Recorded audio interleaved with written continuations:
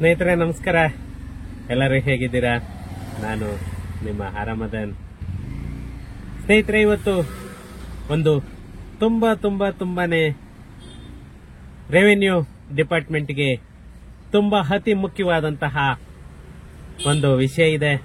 ಅದು ಆಕ್ಚುಲಿ ನಾನು already last time ಒಂದು ವಿಡಿಯೋ ಅಪ್ಲೋಡ್ ಮಾಡಿದ್ದೆ. ಬಟ್ ಅದರಲ್ಲಿ ನಮ್ಮ ರಾಷ್ಟ್ರಪತಿಗಳ ಅಂಕಿತ ಸಿಕ್ಕಿರಲಿಲ್ಲ. ಅದಕ್ಕೋಸ್ಕರನೇ ಇನ್ನು ನಮ್ಮ ಸರ್ಕಾರ ಅದನ್ನ ಪೆಂಡಿಂಗ್ ಅಲ್ಲಿ ಇಟ್ಟಿತ್ತು. ಅದಕ್ಕೆ ಇವಾಗ ಒಂದು ಗ್ರೀನ್ ಸಿಗ್ನಲ್ ಅನ್ನ ಕೂಡ ಸಿಕ್ಕಿದೆ. ಅದು ಏನು ಅಂತ ಹೇಳ್ಬಿಟ್ಟು ಈ ವಿಡಿಯೋದಲ್ಲಿ ಸವಿವರವಾಗಿ ನೋಡೋಣ ಬನ್ನಿ. ಏನಂತಂದ್ರೆ, ನಮ್ಮ ರೆವೆನ್ಯೂ ಡಿಪಾರ್ಟ್ಮೆಂಟ್ ಅಲ್ಲಿ ಸುಮಾರು ನನಗ್ ಗೊತ್ತಿರೋ ತರನೇನೆ ಕಡಿಮೆ ಅಂದ್ರೆ 20 ವರ್ಷ, 30 ವರ್ಷ, 40 ವರ್ಷದಿಂದ ನಡ್ಕೊಂಡು ಬರ್ತಾ ಇರೋ ಕೇಸುಗಳು ಕೂಡ ಇವತ್ತು ರನ್ನಿಂಗ್ ಅಲ್ಲಿದೆ. ಯಾಕಂದ್ರೆ ನಾನು ನೋಡ್ದಾಗೇನೇನೆ ಸುಮಾರು ವರ್ಷಗಳಿಂದ ಹೋಗ್ತಾನೆ ಇದೆ ಕೇಸುಗಳು ಪೋಸ್ಟ್ಪೋನ್ ಮಾಡ್ಕೊಂಡು ಹೋಗ್ತಾನೆ ಇದ್ದಾರೆ. ಇದೆಲ್ಲದಕ್ಕೂ ಕೂಡ ನಮ್ಮ ಸರ್ಕಾರ ಒಂದು ಮುಕ್ತಿಯನ್ನ ಕೊಡಬೇಕು ಅಂತ ಹೇಳ್ಬಿಟ್ಟು ಅದಕ್ಕೆ ಟೈಮ್ ಲಿಮಿಟ್ ಅನ್ನ ಕೂಡ ಕೊಡ್ತಾ ಇದ್ದಾರೆ. ಯಾವ ತರ ಎಷ್ಟು ದಿನದಲ್ಲಿ ಕೇಸ್ ಕ್ಲೋಸ್ ಆಗಬೇಕು, ಯಾವ ತರ ಮಾಡಬೇಕು ಅನ್ನೋದು ನಾವು ಈ ವಿಡಿಯೋದಲ್ಲಿ ಸಂಪೂರ್ಣವಾಗಿ ತಿಳ್ಕೊಳ್ಳೋಣ. ಏನಂತಂದ್ರೆ, ಯಾವುದೇ ನಮ್ಮ ರೆವೆನ್ಯೂ ಸಿವಿಲ್ ವೇಜ್ಗಳು ಅಂತ ಏನ್ ಹೇಳ್ತೀವಿ, ಅವನ್ನ ಯಾವುದೇ ಇದ್ರೂ ಕೂಡ 2 ತಿಂಗಳಲ್ಲೇನೆ ಇತ್ಯರ್ಥ ಆಗ್ಬೇಕು. ಅಂತಂದ್ರೆ 2 ತಿಂಗಳಲ್ಲೇನೆ ಪೂರ್ತಿನೂ ಕೇಸ್ ಕ್ಲಿಯರ್ ಆಗ್ಬೇಕು ಅಂತ ಇಲ್ಲ. 2 ತಿಂಗಳಲ್ಲಿ ಕಾಂಪ್ರಮೈಸ್.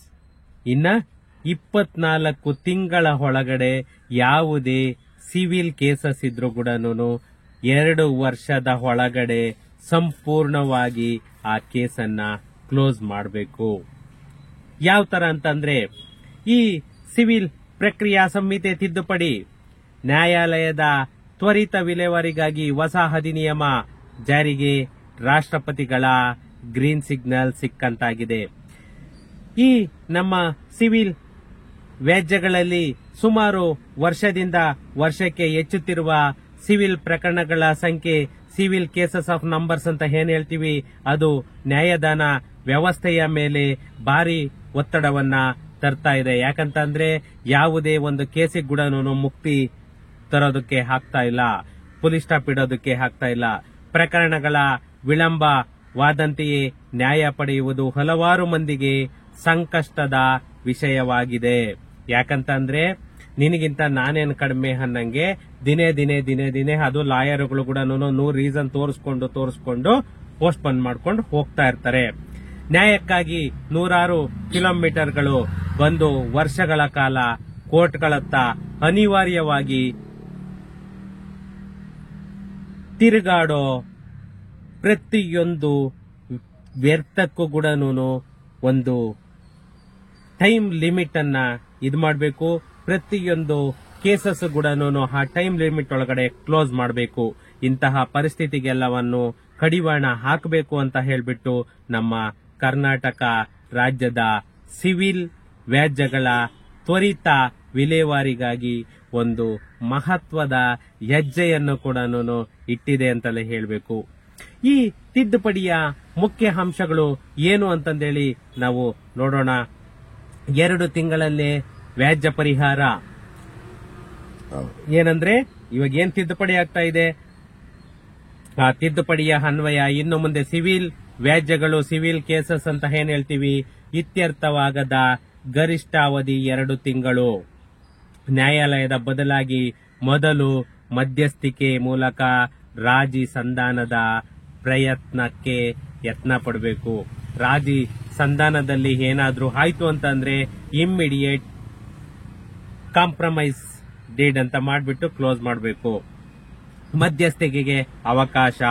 ಪ್ರಕರಣದ ಅರ್ಜಿದಾರರು ಮತ್ತು ಪ್ರತಿವಾದಿಗಳು ಒಪ್ಪಿದಲ್ಲಿ ಪ್ರಥಮ 2 ತಿಂಗಳ ಅವಧಿಯಲ್ಲಿ ಮಧ್ಯಸ್ಥಿಕೆ ಮೂಲಕ ತೀರ್ಮಾನಕ್ಕೆ ಬರುವಂತಹ ಎಲ್ಲಾ ಅವಕಾಶವನ್ನು ಕಲ್ಪಿಸಲಾಗಿದೆ.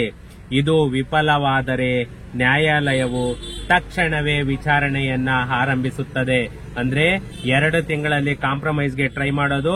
ಒಂದು ವೇಳೆ ಏನಾದ್ರೂ ಕಾಂಪ್ರಮೈಸ್ ಆಗಲೇ ಇಲ್ಲ, ಕೊನೆಗೂ ವಿಧಿನೇ ಇಲ್ಲ ಅಂದಾಗ ನೆಕ್ಸ್ಟ್ ಹಿಯರಿಂಗ್ ಅನ್ನೋದು, ವಿಚಾರಣೆ ಅನ್ನೋದು, ಎನ್ಕ್ವೈರಿ ಅನ್ನೋದು ಸ್ಟಾರ್ಟ್ ಆಗುತ್ತೆ.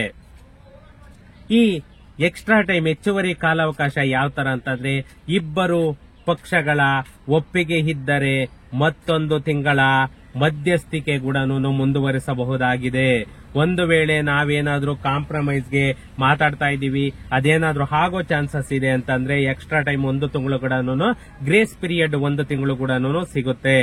ಆದರೆ ಈ ಪ್ರಯತ್ನವು ವಿಫಲವಾದರೆ ಪ್ರಕರಣದ ನ್ಯಾಯಾಲಯದ ವಿಚಾರಣೆಗೆ 100% ವಿಚಾರಣೆಗೆ ಸಜ್ಜಾಗುತ್ತದೆ. ನೆಕ್ಸ್ಟ್ ವಿಚಾರಣೆ ಸ್ಟಾರ್ಟ್ ಆಗುತ್ತೆ. ಅದಕ್ಕೆ ಎಷ್ಟು ದಿನ ಟೈಮ್ ಲಿಮಿಟ್ ಅದನ್ನು ಕೂಡ ನೋಡೋಣ. ನ್ಯಾಯಾಲಯವು ವಿಚಾರಣೆಯನ್ನು ಕೈಗೆತ್ತಿಕೊಂಡ ದಿನವೇ ತೀರ್ಪಿನ ದಿನಾಂಕ ನಿಗದಿಯಾಗುತ್ತದೆ. ಅಂದ್ರೆ ಯಾವತ್ತು ಹಿಯರಿಂಗ್ ಸ್ಟಾರ್ಟ್ ಆಗುತ್ತೆ ಅವತ್ತೇನೆ ಆರ್ಡರ್ ಡೇಟ್ ಕೂಡ ಫಿಕ್ಸ್ ಆಗುತ್ತೆ. ಪ್ರಕ್ರಿಯೆಯ ಎಲ್ಲಾ ಹಂತಗಳಿಗೂ ಲಿಖಿತ ಹೇಳಿಕೆ, ಸಾಕ್ಷ್ಯ ಸಂಗ್ರಹ, ವಾದ ಮಂಡನೆ, ಸ್ಪಷ್ಟ ವೇಳಾಪಟ್ಟಿ ಕೂಡ ಕೊಡಬೇಕಾಗುತ್ತೆ. ಪ್ರತಿಯೊಂದು ಕೂಡ ರೈಟಿಂಗ್ ಅಲ್ಲಿ ಇರುತ್ತೆ, ಯಾವುದೇ ಓರಲ್ ಅಲ್ಲಿ ಇರಲ್ಲ. 3 ದಿನಾಂಕಗಳು ಮಾತ್ರನೇನೆ ಕಾಲಾವಕಾಶ ಅಂತ ಅಂದ್ರೆ, ವಾದಿ ಆಗ್ಬೋದು, ಪ್ರತಿವಾದಿ ಆಗ್ಬೋದು, ಅವ್ರ ಲಾಯರ್ಗಳು ರೀಸನ್ ತೋರಿಸ್ಕೊಂಡು ಹೆಂಗೆ ಪೋಸ್ಟ್ಪೋನ್ ಮಾಡ್ಕೊಂಡು ಹೋಗ್ತಾ ಇದ್ರು, ಮೆಡಿಕಲ್ ಅದು ಇದು ಅಂತ ಹೇಳ್ಬಿಟ್ಟು, ಅದಕ್ಕೆಲ್ಲನೂ ನೋಡಿ ಇಲ್ಲಿ ಯಾವ ತರ ಬ್ರೇಕ್ ಹಾಕಿದಾನೆ. ಯಾವುದೇ ಹಂತದಲ್ಲೂ ಪ್ರಕರಣ ಮುಂದೂಡಲು ಕೇವಲ 3 ದಿನಾಂಕಗಳು ಅಥವಾ 3 ಮುಂದೂಡಿಕೆಗಳ ಅವಕಾಶವಷ್ಟೇ ಇರುತ್ತದೆ. ಈ ಮಿತಿಮೀರಿದಲ್ಲಿ ಪಾರ್ಟಿಯ ಹೇಳಿಕೆ ಶೂನ್ಯವೆಂದು ಪರಿಗಣಿಸಲಾಗುತ್ತದೆ. ಅವಾಗ ಏನಾಗುತ್ತೆ, ವಾದಿ ಆಗ್ಬೋದು, ಪ್ರತಿವಾದಿ ಆಗ್ಬೋದು, ಏನಾದ್ರೂ ಆತರ 3 ಡೇಟ್ ಏನಾದ್ರೂ ಅವ್ರು ಪೋಸ್ಟ್ಪೋನ್ ಮಾಡ್ಕೊಂಡು ಹೋದ್ರು, ಅದು ಆಗಿಲ್ಲ, ಅವ್ರು ಅಟೆಂಡ್ ಆಗಿಲ್ಲ ಅಂತಂದ್ರೆ ನೆಕ್ಸ್ಟ್ ಎಕ್ಸ್ ಪಾರ್ಟಿ ಆರ್ಡರ್ ಅನ್ನೋದು ಆಗೋಗ್ಬಿಡುತ್ತೆ. ಆಧುನಿಕ ನ್ಯಾಯದಾನ ವ್ಯವಸ್ಥೆಗೆ ಹೊಸ ಹಾದಿ. ಈ ತಿದ್ದುಪಡಿ ರಾಜ್ಯದ ನ್ಯಾಯ ವ್ಯವಸ್ಥೆಗೆ ಕ್ರಾಂತಿಕಾರಿ ಬದಲಾವಣೆ ತರುವಂತಹ ನಿರೀಕ್ಷಣೆಯಲ್ಲಿದೆ. ಯಾಕಂತ ಅಂದ್ರೆ 100% ಸುಮಾರು 20-30 ವರ್ಷಗಳಿಂದ ಇರೋ ಕೇಸಸ್ ಎಲ್ಲಾನು ಕ್ಲಿಯರ್ ಆಗೋ ಚಾನ್ಸಸ್ ಇದೆ. ಕ್ರಮಬದ್ಧ ಸಮಯಪಾಲಿತ ನ್ಯಾಯದಾನಕ್ಕೆ ಇದು ಪೂರಕವಾಗಲಿದೆ ಅಂತಲೇನೆ ಎಕ್ಸ್ಪರ್ಟ್ಸ್ ಎಲ್ಲಾನು ಹೇಳ್ತಾ ಇರೋದು. ಇದರಿಂದ ಸಾರ್ವಜನಿಕರಲ್ಲಿ ನ್ಯಾಯದ ಮೇಲಿನ ವಿಶ್ವಾಸವನ್ನು ಹೆಚ್ಚಿಸಲು ಸಾಧ್ಯವಾಗಲಿದ್ದು, ವಿಳಂಬವಾದ ನ್ಯಾಯದ ಭೀತಿ ಕಡಿಮೆಯಾಗಲಿದೆ ಅಂತ ಹೇಳಿ ಎಲ್ಲಾರು ಕೂಡ ಅದೇ ಥಾಟನ್ನೇನೆ ಮಾತಾಡ್ತಾ ಇದ್ದಾರೆ. ಯಾಕಂತಂದ್ರೆ ಜನಗಳಿಗೆ ಕೋರ್ಟ್ ಮೇಲೆ ನಂಬಿಕೆನೆ ಇಲ್ದಿರ ಆಗಿದೆ. ಏನ್ ಬೇಕಾದ್ರೂ ನಾವು ಮಾಡ್ಬೋದು, ಎಷ್ಟ್ ದಿನ ಬೇಕಾದ್ರೂ ಹೇಳ್ಕೊಂಡು ಹೋಗ್ಬೋದು, ಅವರಿಗೆ ತಿನ್ನಕ್ ಮಾತ್ರ ಬಿಡಬಾರ್ದು ಅನ್ನೋರಿಗೆಲ್ಲಾನು ಇವಾಗ ಒಂದು ಭಯ ಅನ್ನೋದು ಕೂಡ ಸ್ಟಾರ್ಟ್ ಆಗುತ್ತೆ. ಇದು ಅತ್ಯಂತ ಕಾಲಬದ್ಧ ಮತ್ತೆ ಸುಸೂತ್ರವಾದ ಕಾನೂನು ಕ್ರಮವಾಗಿ ಪರಿಗಣಿಸಬಹುದಾಗಿದೆ. ಇನ್ನು ಕೋರ್ಟುಗಳಲ್ಲಿ ಬಾಕಿ ಇರುವಂತಹ ಲಕ್ಷಾಂತರ ಸಿವಿಲ್ ಪ್ರಕರಣಗಳ ತ್ವರಿತ ನಿರ್ವಹಣೆಗೆ ಇದು ದಾರಿ ಮಾಡಿಕೊಡುವುದಂತೂ 100% ನಿಜ. ಯಾಕಂದ್ರೆ ಇಷ್ಟು ದಿನದಿಂದ ಏನೇನು ಪೆಂಡಿಂಗ್ ಅಲ್ಲಿತ್ತು ಕೇಸುಗಳೆಲ್ಲಾನು ಇವಾಗ ಅವೆಲ್ಲದಕ್ಕೂ ಕೂಡ ಒಂದು ಫುಲ್ ಸ್ಟಾಪ್ ಇಡುವಂತಹ ಸಮಯ ಬಂದಿದೆ ಅಂತಲೇನೆ ಹೇಳಬೇಕು. ಇದು ನಿಜವಾಗೂ ಒಂದು ಖುಷಿ ಪಡೋ ವಿಷಯನೇ. ಅದು ರಾಷ್ಟ್ರಪತಿಗಳ ಅಂಕಿತ ಕೂಡ ಸಿಕ್ಕಾಗಿದೆ. ಇನ್ನು ನೆಕ್ಸ್ಟ್ ಏನಿದ್ರು ಕೂಡ ಯಾವುದೇ ಕೇಸ್ ಬಂದ್ರು ಕೂಡ ಸಿವಿಲ್ ಕೇಸಸ್ ಮ್ಯಾಕ್ಸಿಮಮ್ 24 ಮಂತ್ಸ್ ಒಳಗಡೆ ನಮ್ಗೆ ಒಂದು ರಿಸಲ್ಟ್ ಅನ್ನ ಸಿಗುತ್ತೆ. ಮತ್ತೆ 2 ತಿಂಗಳಲ್ಲಿ ಕಾಂಪ್ರಮೈಸ್ ಕೂಡ ಟ್ರೈ ಮಾಡ್ತಾರೆ. ಒಂದು ವೇಳೆ ಅದಾಗಿಲ್ಲ ಅಂತಂದ್ರೆ ನೆಕ್ಸ್ಟ್ ಹಿಯರಿಂಗ್ ಅನ್ನೋದು ಸ್ಟಾರ್ಟ್ ಆಗೋದು. ಅದಾದ್ಮೇಲೆ ನೆಕ್ಸ್ಟ್ ಫರ್ದರ್ ಹಿಯರಿಂಗ್ ದಿನನೇನೆ ಅವರು ಆರ್ಡರ್ ಡೇಟ್ ಕೂಡ ಕೊಡ್ತಾರೆ. ಅಂದ್ರೆ ನಮ್ಮ ಕನ್ಫರ್ಮೇಶನ್ ಈ ಡೇಟ್ಗೆ ನಮ್ಗೆ ಆರ್ಡರ್ ಇದಾಗುತ್ತೆ ಅಂತ ಹೇಳ್ಬಿಟ್ಟು.